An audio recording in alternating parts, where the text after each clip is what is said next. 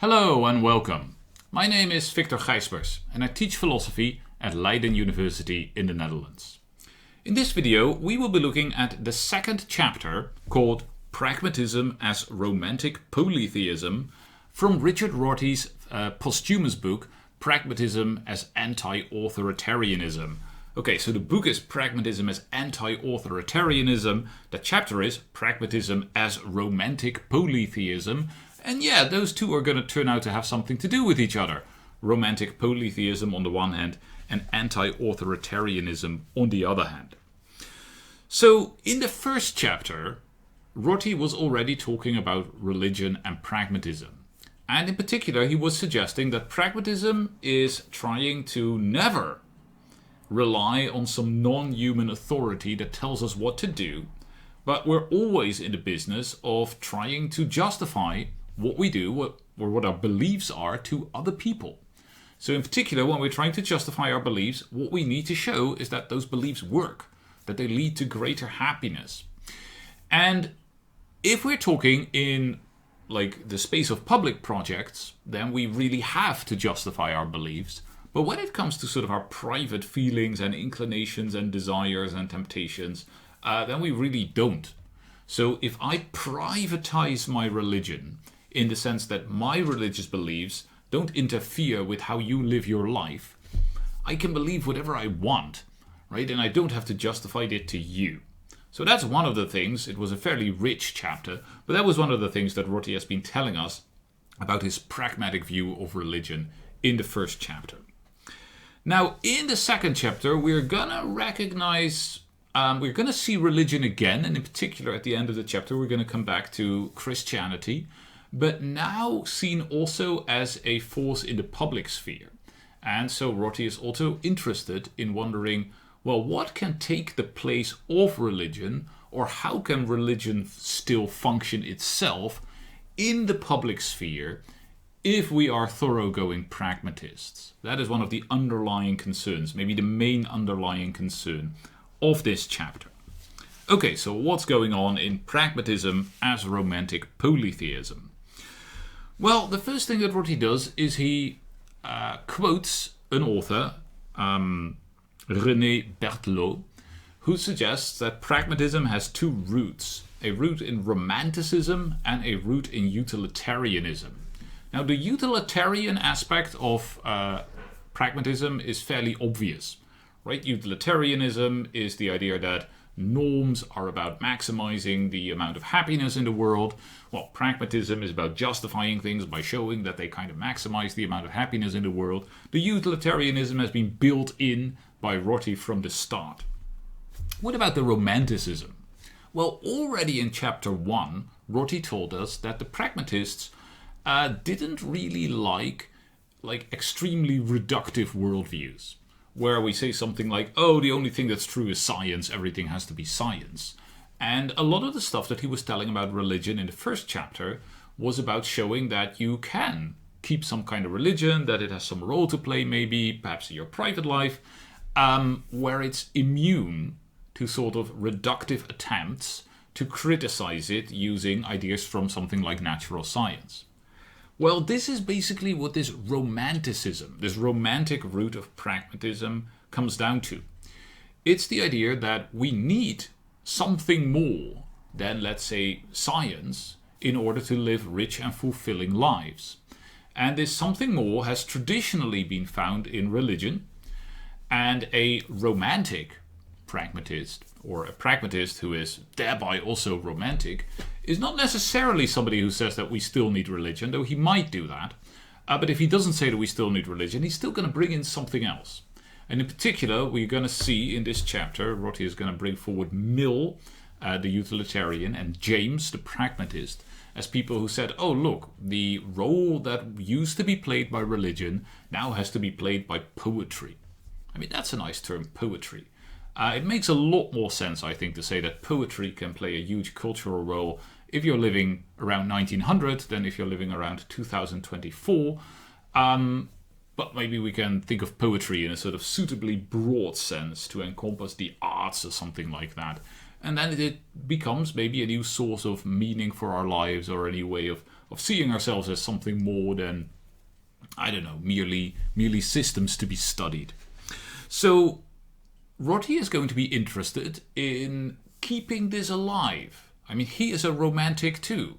He wants to keep this something more than science alive, whether in the form of religion or maybe in some successor to religion, which could be poetry or literature or the arts or something else.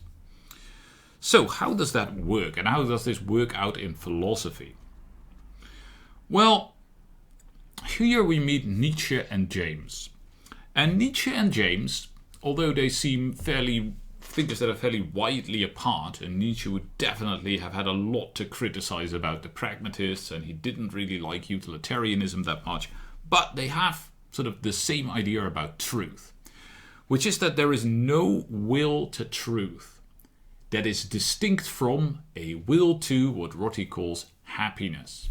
So the idea is that in both James and Nietzsche, and therefore in pragmatism as a sort of very broad church, what we're going to find is the idea that there's no wish to find truth that we can pry apart from other wishes that we have. And Rorty's term here is happiness, right? There's no will to truth that is independent of the will to happiness. And that might be something that perhaps James or a utilitarian would be happy to embrace, right? Yeah, happiness, that's the purpose, that's the point, that's what everything is sort of looking forward to. I don't think Nietzsche would have liked to describe himself that way, as somebody who believes that there's only the will to happiness. But maybe we can agree that Nietzsche would say that there's no will to truth apart from some other type of will, right? Maybe it's a will to life, or a will to greatness, or a will to whatever. I don't think he would have settled on the word happiness, but it's certainly true that he believes that there's no sort of will to truth as such. So that's a kind of philosophical background that we have here, which ensures that when we, for instance, think about religion, what we are interested in when we ask whether it's true is not something that is independent of how it allows us to live our lives. Right? When we ask whether religion is true or whether we should believe it, we are asking questions about how it will help us live our lives. Right? And we can't take it independently of that. We take it independently of that, it's in a sense an uninteresting, a useless question, something where the idea for truth hardly plays a role anymore, and certainly can't be of any serious significance. So that's one thing where we can see Nietzsche and James coming together. Another place where we can see Nietzsche and James coming together, which is important for the title of this chapter, is that they both praise polytheism. And for both of them, polytheism is going to have something to do with the fact that there are multiple types of people and multiple types of value. And I would like to quote Rorty here, because he is going to use what he gets from James and Nietzsche and give some quotations. He's going to use it to define polytheism. And here's the definition. This is page 27 of the book. You are a polytheist if you think that there is no actual or possible object of knowledge which would permit you to commensurate and rank all human needs. So let me say that again. When are you a polytheist? It's when you think that there is no actual or possible object of knowledge, so there's nothing that you could know that would allow you to do something, that would allow you to commensurate, so to sort of measure with the same standard, and to rank all human needs. So there is no such thing as the traditional God who gives out the commandments and tells you what the point of life is.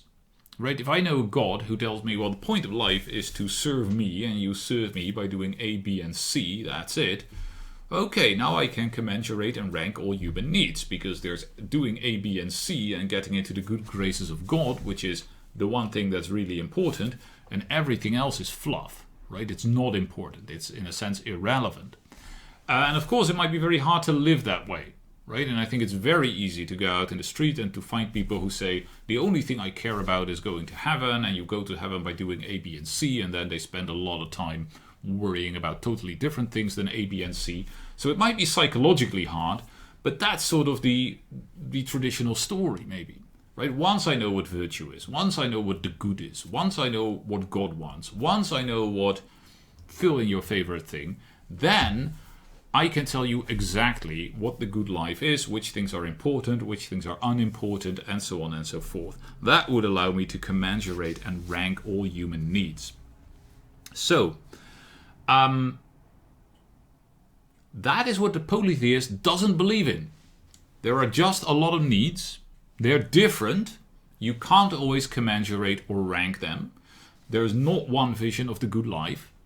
And so, basically, I mean, the way to live is to, I suppose, go live in your own way, right? Try to fulfill your own needs and desires. Maybe try to generate a sort of pluralistic, polytheistic society where all these different types of people and all these different types of needs and projects and so on can flourish. So, polytheism, again, Rorty gives us a kind of a new definition, or at least tells us how we can also think about it, is pretty much coextensive with romantic utilitarianism. So it's a utilitarianism that doesn't believe in some sort of trivial or, let's say, very flattened scientific conception of happiness, right? It's not a utilitarianism that says, oh, well, people are happy when they have this or this chemical in their brains, so we should try to maximize the amount of that chemical or something like that. That would in fact be monotheistic in the sense that Rorty is using that term here then, right? Because now there's one thing that's important and you have defined it, and that allows you to commensurate and rank all human needs. No, there are all these different human needs. We can't rank them. People have to make their own choices or follow their own character or whatever it is they do. That's what society ought to be like. So it's romantic in the sense that we are allowing for all these needs and obsessions and ideas and things that go beyond sort of the trivial elements of happiness. And it's utilitarian because all we care about is this happiness, or at least this sort of very human thing, and not some non-human authority out there that tells us how to live. Now, Rorty wants to talk about differences between, we could say, James and Nietzsche, or between the American pragmatists and Nietzsche. And the most important one for him is the difference in their attitude towards monotheism. But first he wants to say something about the difference in their attitudes towards democracy. And Rorty thinks that whether you are a Democrat or not, whether you are in favor of, having this egalitarian society where people talk about their needs and then try to come to consensus, whether you think that's a good idea or not, that's orthogonal to being a romantic polytheist. And we can see that in Nietzsche on the one hand and the pragmatists on the other hand. So the pragmatists clearly love democracy, right? What they're telling us is that the best way for this polytheistic society to flourish is to have egalitarianism, to have everybody be able to, put their needs on the table, to have a democratic system where we try to talk about it, come to consensus, or at least, give everybody room, and so on and so forth. And Nietzsche doesn't think that at all. Nietzsche thinks that such a society would lead to a trivial society where the higher ideas and needs and so on are no longer going to be taken seriously. It will just be the rabble who rules. So Nietzsche, although he is a romantic polytheist, thinks that this polytheism basically has to come from some exceptional individuals, and that democracy or egalitarian society might not be the best way to get that going. Now, Rorty's analysis here is that Nietzsche is wrong, and he has a story about why Nietzsche is wrong, or what is wrong about Nietzsche. And he says, well, Nietzsche's mistake, which is also a mistake made by a lot of anti-pragmatists, like the kind of people who come to Rorty and say, hey, Rorty, you are a politically dubious guy because as a pragmatist you have no arguments against fascism. And Rorty in the article says, well, I don't have any arguments against fascism that a fascist would agree to. But I also don't have any arguments for fascism that a non-fascist would agree to. So I myself am against fascism. I can tell you why, but I don't think I can. I mean, you could be a fascist who is also a romantic polytheist, maybe? maybe. He doesn't go maybe as far as to say that. It's kind of implied in the text. I don't think fascism and polytheism work very well together. But certainly, Rorty is not claiming that his romantic polytheism leads to the kind of democratic politics that he himself is in favor of. Okay, so why do Nietzsche and the people who criticize Rorty, what's the mistake that they make?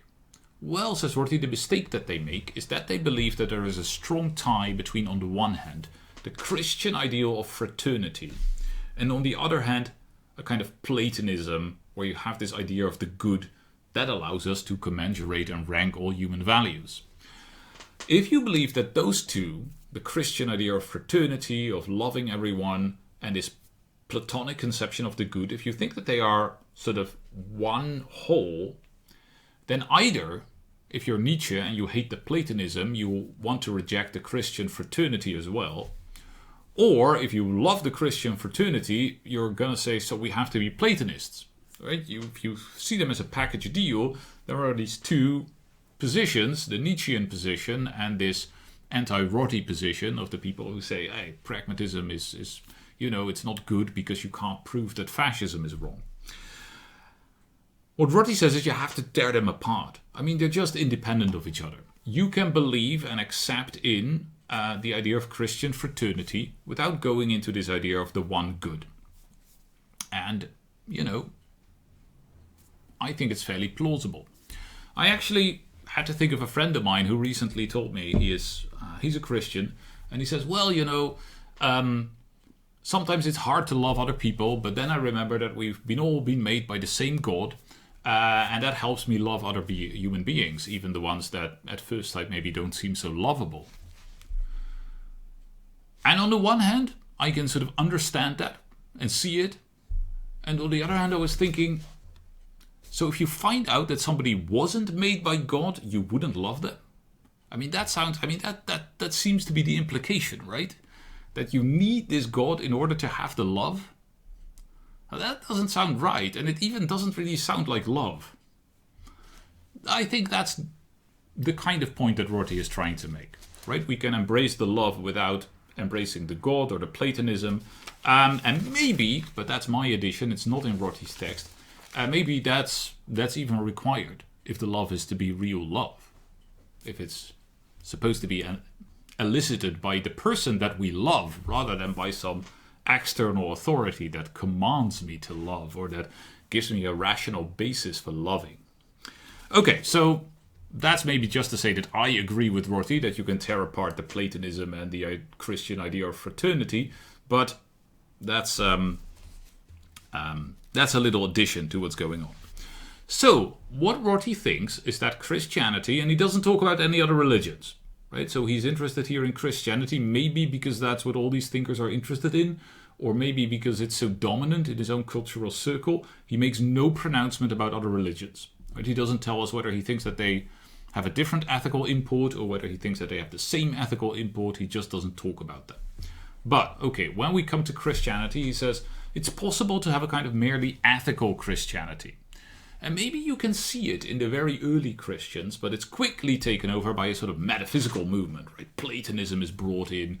We get this entire idea of this God in whom we have to believe if we want to be saved, and so on and so forth. But it's possible to embrace a purely ethical Christianity that is more or less exhausted by the idea that we have to love our fellow human beings as we love ourselves. That we have this universal brotherhood and sisterhood, and that's what we ought to do. Okay, so we talked about the difference between Nietzsche on the one hand and the American pragmatists on the other hand when it comes to democracy, and now Rorty is going to talk about their difference when it comes to monotheism. He says, look, Nietzsche thinks that monotheism is bad. He thinks that people who are still Christians are stupid or weak or misled or, something negative, and you have to sort of kick them out of it maybe. The pragmatists tend to be a lot more positive, right? They want to do something with religion. They want to embrace it. They want to turn it into maybe a pragmatist project or fit it into a pragmatist project. And that's when Rorty gives us his 5 theses. He says, I'm going to give you 6 theses. He actually gives us 5 theses. And they're numbered, and so you might expect me to read them out. But actually in the text, I mean, there are 5 numbered paragraphs, but it's not so obvious what the theses are. Is it always the first sentence of the paragraph? In some places that makes sense, in others it doesn't, and some of those first sentences are very long. I'll try to give you an impression of the story that Rorty wants to tell us about religion. So, 1.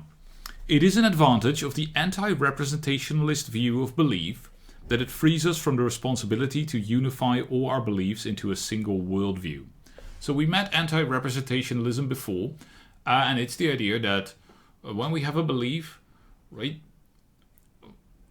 what we need to do, well, the content of those beliefs, it's better understood in terms of what it makes us do, maybe, or including maybe in terms of what other beliefs it makes us hold, rather than being understood in terms of describing one aspect of a single and full picture of reality.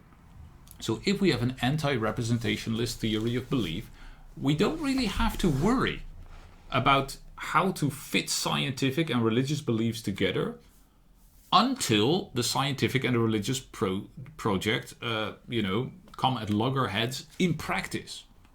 And if we have a thoroughgoing, pragmatic and ethical Christianity rather than a metaphysical Christianity, this is never going to happen, according to Rorty. So we don't have to worry about how to put them together into one system of belief. We can have them as separate systems of belief for different purposes. So that's the first element. So the second, I think this is especially hard to know what the thesis is, but maybe the thesis is this: that there is no way to contrast the cognitive with the non-cognitive, the serious with the non-serious. We can't say, well, science thinks and religion is just about hope. What the pragmatist does, and we saw this in chapter 1 already to a certain extent, what the pragmatist does when they say that there's no will to truth that's independent of a will to happiness is blur the distinction between the cognitive, where we look for reasons and want the truth, and the non-cognitive, where we are, trying to strive for happiness or some other practical goal. So we blur that distinction as pragmatists. And of course, this fits in with this first idea that we don't have sort of these different kinds of elements of culture where maybe science has to be privileged over religion or something like that. But, and this is point 3, pragmatism allows us to make another distinction. It's a distinction between projects of social cooperation and projects of individual self-development. This is the public versus the private that Rorty has been talking about for a long time. So, projects of social cooperation, projects of individual self-development. He says, well, science is mostly about social cooperation. We want to make things, we want to do things. Religion, if you disconnect it from both morals and science, becomes this very private thing where it's just about me and my own self-image and my own attempt to perfect myself, and other people are sort of, they don't need to worry about that. And so we have this privatized religion. Now, of course, if we think of religion, and I don't think Rorty is totally clear about this, if we think of religion as this embracing of universal brotherhood, then it seems to be very ethical and it seems to be much more public. So the way that I'm understanding Rorty here is that for him, religion is going to have different faces, right? There's a face of religion where it's very public, maybe, very ethical, but also doesn't have that much content, right? And this is a place where I think Rorty can say, and maybe would like to say, oh yeah, I'm talking about Christianity here, but Judaism, Islam, Buddhism, Hinduism, all of them maybe are going to sort of allow us to embrace this idea of universal brotherhood, which is what we need in the public sphere. On the other hand, religion might be much more specific. Maybe I'm totally obsessed with the New Testament, or maybe I'm totally obsessed with the Rig Veda, or maybe I'm totally, obsessed with one or another particular religious tradition, and that's fine if it's this private thing that is about projects of individual self-development that doesn't interfere with our attempts at social cooperation.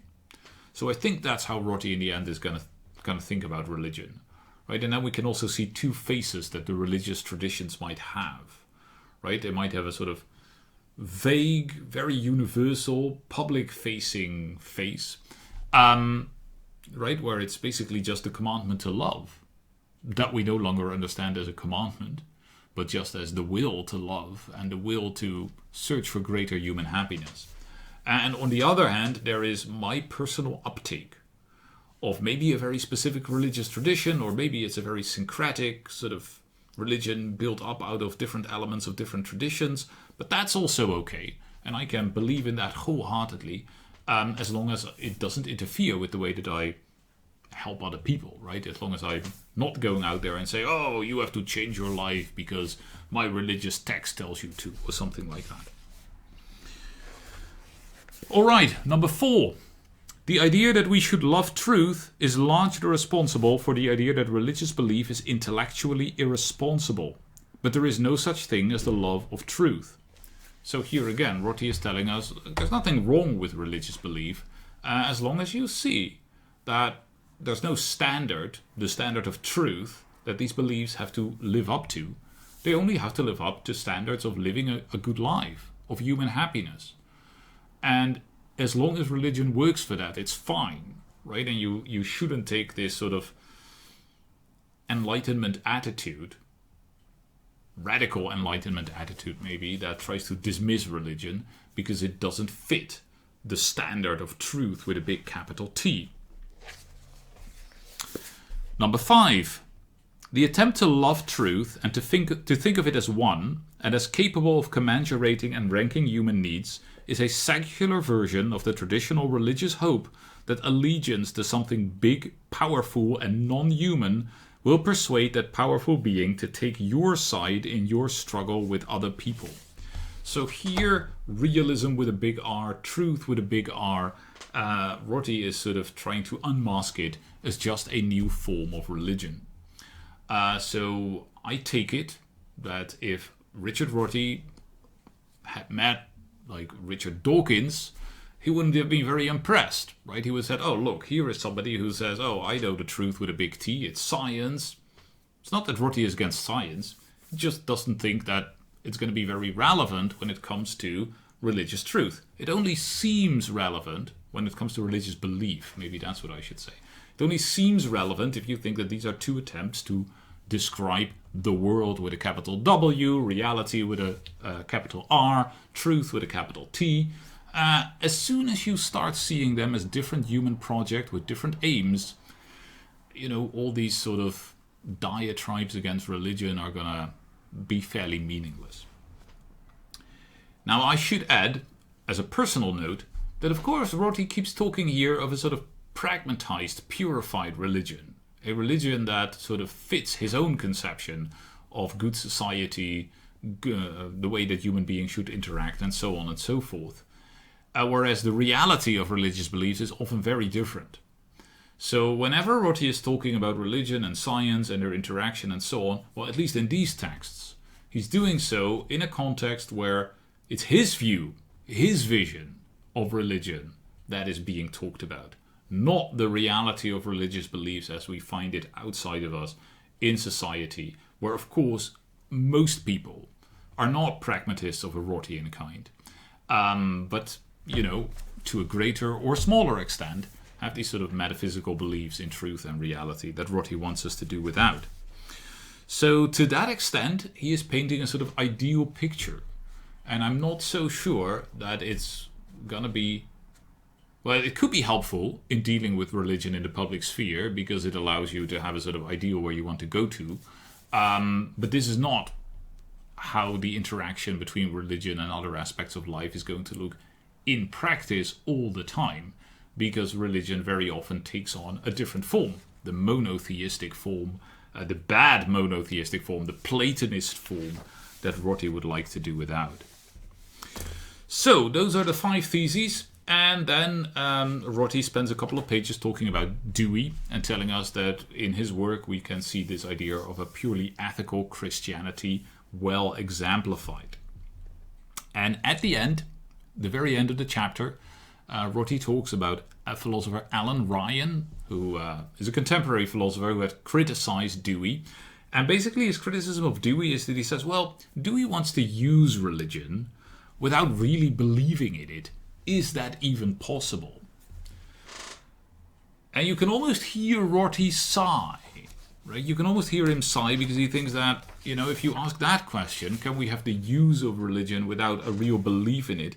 Then you haven't really understood what pragmatism was all about. And so I think the sigh is really audible when he writes, well, we pragmatists are saddened that after ploughing through those 37 volumes, that's the collected works of Dewey, Ryan he still believes that this is how you should talk about pragmatism. He hasn't learned anything, you hear Rorty sigh. No, he says, what we want, of course, is we don't want to make a distinction between use and believe, right? If it's useful, then you believe it, right? If you think it's not useful, you don't believe it. That's how pragmatists want to think about truth and usefulness. So this question doesn't come up. Are we allowed to use religious belief without really believing it? There's no really there for the pragmatist. But Rorty says, maybe when Ryan is criticizing Dewey and Dewey's attitude towards religion, he's doing it from the following point of view. He's doing it from the point of view where the essence of religion, or something that religion can't do without, is the notions of sin and guilt. So sin, it would be the idea of a kind of guilt that you can't fix by talking to other human beings. Right? I mean, sometimes I do something, I thought, oh no, I shouldn't have done that. Right? It wasn't right. I go to the person that I did it to and I apologize maybe. Or I try to make amends and they say, oh yeah, it's fine and, you're forgiven or whatever. Well, the guilt disappears, you could say. Right? I did something wrong, but I fixed it. Sometimes we do something wrong and we can't fix it. Right? Because the person disappears or dies or we are no longer in contact with them. And that can feel kind of bad. It's still not sin in the religious sense because there's only a practical limitation. Right? It's now practically hard or impossible to make it up to this person. But making it up to the person is still what it's all about. Sin, the way that Rorty understands it here, is a guilt towards something non-human that can only be solved by that non-human authority, right? So sin is a guilt towards God. No matter how I live, I'm going to be sinful, and only God can save me from that, right? That is a deeply anti-pragmatist thought. And so what Rorty says at the end of this chapter, he says sometimes when, people hear like pragmatist visions of religion, they say, no, that's not really religion, or you're begging the question against religion, or something like that. He says, we're not begging the question against religion. We're only begging the question against sin. Right? We like religion. I at least like religion, Rorty says, and these other pragmatists like religion, and they want to have a form of religion, but they want to have a form of religion without sin. Right? You can't have a pragmatist religion in which you believe that the point of human life is to get right with something non-human in a way that transcends getting right with humans. That's impossible. And that again is the anti-authoritarianism of pragmatism.